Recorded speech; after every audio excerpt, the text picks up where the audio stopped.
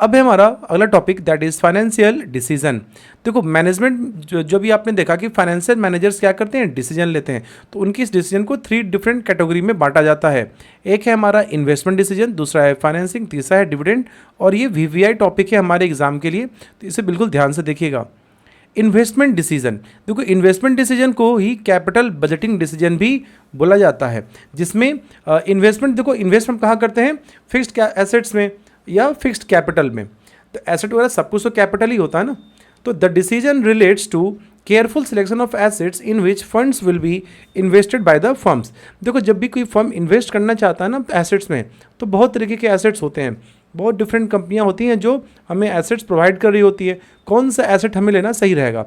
Imagine करो अगर आपको बाइक खरीदना है और आपका बजट 1 लाख रुपए तक है, तब आपके पास तो बहुत सारे ऑप्शंस हैं, हीरो की बाइक्स हैं, होंडा की बाइक्स हैं, टीवीएस की है, etc.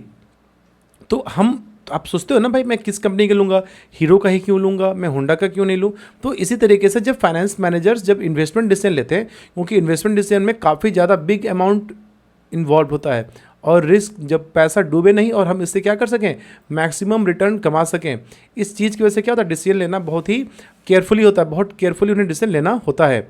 A firm has many options to invest their funds, but firm has to select the most appropriate investment which will bring maximum benefit for the firm, and deciding or selecting most appropriate proposal is investment decision। देखो हमारे पास तो options की तो कोई कमी नहीं होती है, ऑप्शंस तो काफ़ी ज़्यादा हैं, तो हमें सबसे बेस्ट ऑप्शन क्या रहेगा, मतलब जो हमें सबसे कॉस्ट इफेक्टिव हो और हमारा उससे जो इंटरेस्ट है, जो हमारा गोल टारगेट है वो भी पूरा हो जाए, पैसा हम रिटर्न हमारा मैक्सिमम हो जाए कम से कम पैसे में।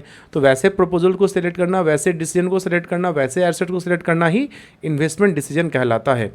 The firm invest it fund in acquiring fixed assets as well as current assets. when decision regarding fixed assets is taken, it is also called capital budgeting decision। देखो करंट एसेट्स के regarding में decision लेना होता है, fixed asset, लेकिन क्योंकि हम investment decision की बात कर रहे हैं तो यहाँ पे इसे कैपिटल बजटिंग बोला जाता है। याद रखना, current capital budgeting decision is related only and only to the fixed assets. अब अगला टॉपिक है हमारा that is importance of capital budgeting decision. आखिरकार कैपिटल बजटिंग डिसीजन हमारे लिए इतना इंपॉर्टेंट क्यों है, हमारे लिए इन्वेस्टमेंट हम जो करते हैं तो उसके लिए इतना इंपॉर्टेंट क्यों है। देखो पहली बात ये समझो कि इन्वेस्टमेंट जब भी होता है तो उसमें बहुत ही ह्यूज अमाउंट इन्वॉल्व रहता है। जैसे अगर आप लैंड परचेज करना चाह रहे हो, आप अगर बाइक खरीदना चाह रहे हो, आप अगर कोई कार खरीदना चाहते हो, तो हम ऐसे ब्लाइंडली तो नहीं लेते ना, हम पता करते हैं कि भाई सर्विस सेंटर किसके कहाँ पे अवेलेबल है, किसकी रिसेल वैल्यू कितनी ज़्यादा है, किसमें मुझे वारंटी कितने दिन की मिलती है। हम इस तरह के काफ़ी सारे डिसीजंस लेते हैं ना, और उस बजट में सबसे बेस्ट हमारे पास, हमारे बजट के हिसाब से जो सबसे बेस्ट क्या होगा, हम उस तरीके से सोचते हैं, क्योंकि काफ़ी लॉन्ग टर्म इसका हमें यूटिलाइजेशन करना होता है। तो वही सेम आप माइंडसेट आप इस चीज़ को समझने में लगाओ। देखो पहला टॉपिक है that is long term growth. The capital budgeting decision affects the long term growth of the company as fund investment in the long term assets bring return in future and future prospects and growth of the company depends upon these decisions only। देखो अगर आप long term, देखो asset हम क्यों acquire करते हैं, पहले ये समझो कि फिक्स्ड एसेट हमारे लिए क्यों इतना इंपॉर्टेंट होता है। देखो एसेट की मदद से हम क्या कर सकते हैं ना, कोई भी पैसा रेवेन्यू या मनी जो हम पैसा कमाना चाहते हैं, we want to earn money, हमें तो प्रॉफिट चाहिए, पैसा चाहिए, लेकिन पैसा कमाने के लिए आपको एसेट्स को यूटिलाइज करना होगा, उन्हें काम पे लगाना होगा। तो ये डिसीजन तो काफ़ी इंपॉर्टेंट है। जितना आप इफेक्टिव इफिशियंट आप एसेट्स खरीदोगे, उतना ही प्रोडक्शन कैपेसिटी आपकी ज़्यादा होगी, प्रोडक्शन करने की क्षमता उतनी ज़्यादा होगी। और हम ऐसा भी एसेट नहीं खरीदें कि अभी आपने गाड़ी खरीद लिया किसी लोकल ब्रांड का, कोई ढंग मतलब कोई प्रॉपर ब्रांड नहीं थी और 3-4 साल चलिए ख़राब हो गई, वो तो बहुत बड़ा आपके लॉस हो गया, उतना तो आपको बेनिफिट भी नहीं मिला और आपको लॉस भी हो गया। तो एक कंपनी के लिए लॉन्ग टर्म ग्रोथ के लिए, क्योंकि उसी एसेट्स को यूज़ करके वो पैसे जनरेट करेगा, इसलिए काफ़ी इंपॉर्टेंट होता है। ठीक है, लार्ज अमाउंट ऑफ फंड, देखो जब भी हम एसेट्स वगैरह खरीदते हैं, जैसे आप कार वगैरह खरीदने की बात करते हो, तो ये बहुत बड़ी बातें होती हैं। जैसे कोई मशीन वगैरह पार्ट्स आएंगे, मशीन्स आएंगे, तो वो करोड़ों रुपए के उन पे इन्वेस्टमेंट होता है। तो ये बहुत ह्यूज अमाउंट मनी इन्वॉल्व है, और बार बार हम उतना अफोर्ड नहीं भी कर सकते हैं। बार बार आप कार थोड़ी खरीद सकते हो, आप बार बार कोई बहुत फिक्स्ड इन्वेस्टमेंट या बार बार लैंड तो नहीं खरीद सकते हो ना। तो हम एक ही बार खरीद रहे हैं और उसमें इतना ह्यूज अमाउंट है, तो हम अच्छे से सोच समझ के प्लान करके ही वो इन्वेस्टमेंट करें। तो investment in long term projects और buying of fixed assets involve huge amount of funds, and if wrong proposal is selected It may result in wastage of huge amount of fund. That is why capital budgeting decisions are taken after considering various factors and planning. So I hope this is clear. जो मैंने आपको बताया था वही बात यहाँ लिखी हुई है. तीसरा, रिस्क इन्वॉल्व भी है. भाई देखो, जब बहुत ज़्यादा फंड लगा हुआ है तो कहीं भाई रिस्क होगा ना कि आपने बहुत जिद करके आईफोन खरीद लिया, आपके बजट में था नहीं आईफोन, लेकिन जब भी आप उसको पॉकेट से निकालते हो कि हाथ से छूट के गिर ना जाए, कहीं टूट ना जाए, क्योंकि फिर दोबारा तो अफोर्ड करना बहुत दिक्कत वाली बात हो जाएगी. तो इसीलिए चूंकि ज़्यादा पैसा लगा हुआ है तो उसमें रिस्क भी ज़्यादा है, इसलिए हम क्या करते हैं, इसको सोच समझ के हम डिसीजन लेते हैं. और क्या होता है ना, फिर जब आप उसका, अगर आपने गाड़ी यूज़ किया, आपने किया था कि 5 साल का, गाड़ी अगर आपकी 6ठे साल चली, इस साल तो आपको वो प्रॉफिट है. ठीक है. फिर लास्ट है इरिवर्सिबल डिसीजन. देखो, एक बार आपने इन्वेस्टमेंट कर दिया, पैसे लगा दिए, अब उसे चेंज नहीं किया जा सकता है. अब ये बहुत लंबा समय लगेगा उसको चेंज करने में. So capital budgeting decisions can not be reversed और चेंज्ड ओवरनाइट. एक बार मैंने कार किसी कंपनी की खरीद ली, मैंने पैसे दे दिए, पैसा चले गए, एसेट्स आ गए हमारे पास, अब हम दोबारा इसे नहीं, हम इसे रिप्लेस कर सकते हैं, चेंज कर सकते हैं इतना easily. As these decisions involve huge funds and heavy cost, and going back or reversing the decision may result in heavy loss and wastage of funds. So these decisions must be taken after careful planning and evaluation of all the effects of that decision, because adverse consequences may be very heavy. क्योंकि आपने एक बार पैसे लगा दिए, पैसे लग गए, और बाई चांस मान के चलो कि आपने जो मशीन खरीदा वो चला ही नहीं, वो उसमें प्रॉब्लम आ गया 10 दिन के बाद, तो पूरी की पूरा प्रोडक्शन प्रोसेस, कोई कंपनी होगी उसमें उसने कोई मशीन लिया होगा, पूरा प्रोडक्शन प्रोसेस ख़राब हो जाएगा.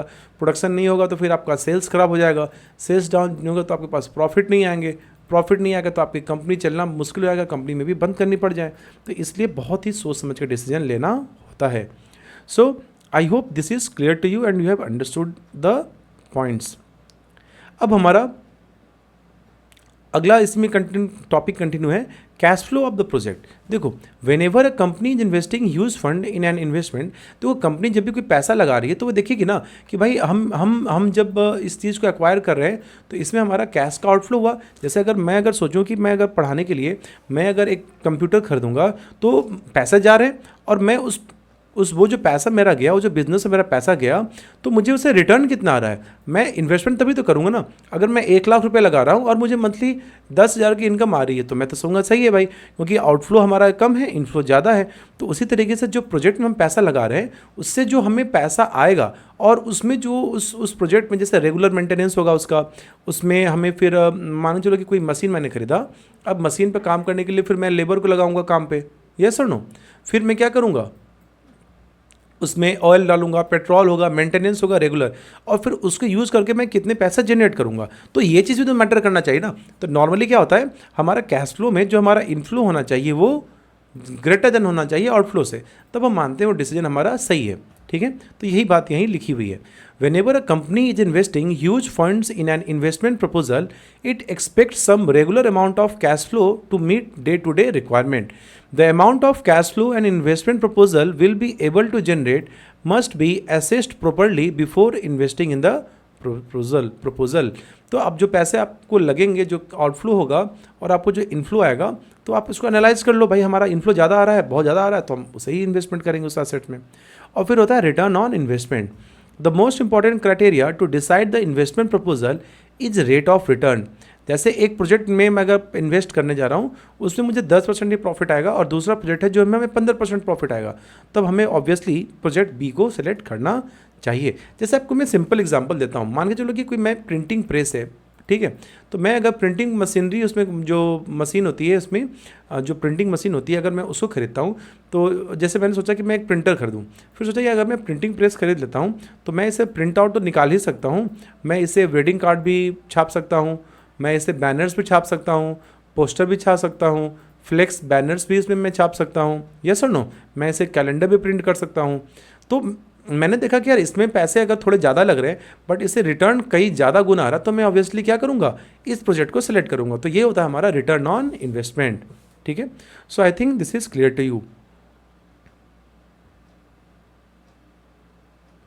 और इसमें हमारा जो लास्ट टॉपिक है that is investment criteria.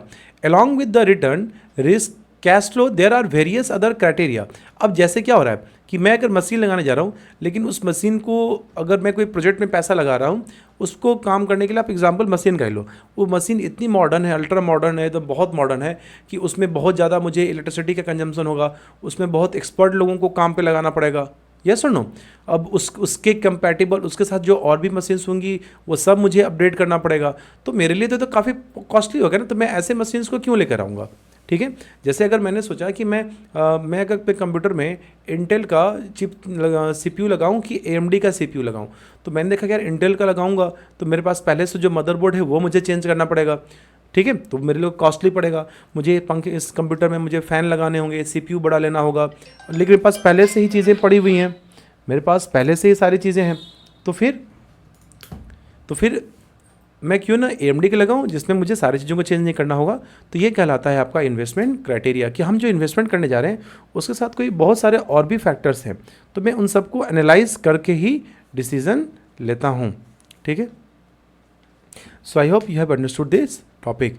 The decision to invest in a particular project involves number of calculations. तो ये इससे हमने क्या देखा, इससे हमने ये देखा कि जब भी हम कोई इन्वेस्टमेंट करने जाते हैं तो उसमें इन्वेस्टमेंट करने के लिए हमें काफ़ी ज़्यादा चीज़ों में मतलब काफ़ी क्राइटेरियाज होते हैं, जैसे उसमें इंटरेस्ट रेट लगेगा, उसमें हमें लोन लेनी पड़ सकती है, तो काफ़ी सारे फैक्टर्स होते हैं, और इन सभी फैक्टर्स को जब हम इवेलुएट करते हैं तो एक कैपिटल बजटिंग टेक्निक्स कहलाता है, और इन सभी टेक्निक्स को एक मैनेजमेंट, एक कंपनी, ऑर्गेनाइजेशन यूज़ करती है अपने यहाँ इन्वेस्टमेंट डिसीजन को करने के लिए या कैपिटल बजटिंग डिसीजन के लिए। सो इस चीज़ में आप कंफ्यूज मत होइएगा, इन्वेस्टमेंट डिसीजन आए क्वेश्चन एग्जाम में या आपको कैपिटल बजटिंग आए, बोथ आर सेम टॉपिक, और आपको ये सारे पॉइंट्स आपको यहाँ पे देने होंगे। I think there are total 7 topics, आप इसमें से कोई 5 याद कर सकते हैं जो भी आपको ईजी लगा हो, ठीक है।